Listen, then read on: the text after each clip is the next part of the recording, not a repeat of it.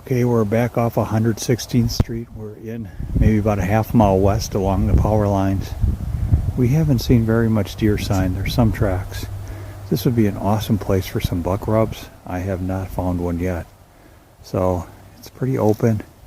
And then this looks like the southern boundary of it. Ends up going to the Haley Ranch. All that stuff, some deep scrub. I'm sure there's lots of deer in here. But thus far, I haven't seen a whole lot of good spots. A few along the southern boundary where they pass through. Deer make some trails, but not a whole lot of tracks at this time of the year. Well, we're way back in the southwest corner, and here's a small tree that's been rubbed up a little bit earlier this year. Maybe November. Looks like probably a little forker maybe, or a four-pointer. Nothing big. Out behind me is Demke Lake. You know, we're really just not seeing a whole lot of deer sign out here. You can see these old traditional rubs on the trees. This is why it's so important to be able to read a tree rub and to determine what kind of buck is in here without having to have a trail cam, which would be probably stolen on public property.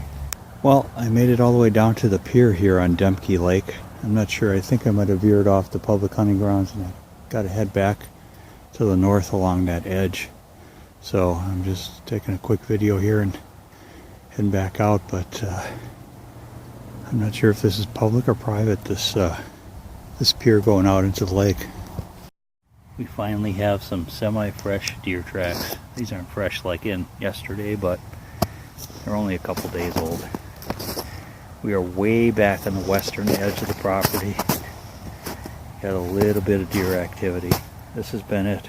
So not a real productive spot so far. Okay, so this is Ryan Creek, and you can see to the south it dumps into Demke Lake out there.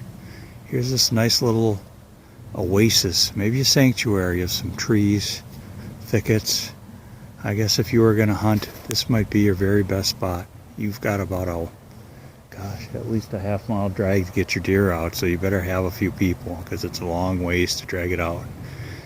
And then the northern boundary is only a couple of hundred yards, maybe 150 yards or so, and then it heads back out to the west. So this is probably one of the better spots, though. There's at least some deer sign, not a lot, but a little bit, and you got some trees to hide out around, find a trail. Maybe early season you could end up possibly scoring on some deer out here.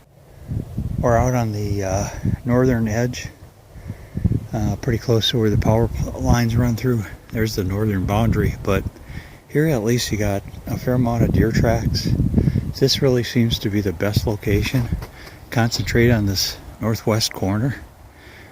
Goes in, it's pretty thick in there, and you got some trees to hide in if you chose to make like a ground blind and along this property. So looking at like a southwest or some kind of westerly wind to walk in and set up along the edge here. Yeah, of all the spots, this is probably the best one. Northern boundary, right button up to private property. It's posted in there. But here you got some deer tracks through the mud. Here you got them coming out of the swamp, jutting across this little field here. So if you had the right wind conditions where you could sit on this, you never know, you might score something. This is right along the northern boundary. You gotta walk that in from the car. Not probably one of the better spots.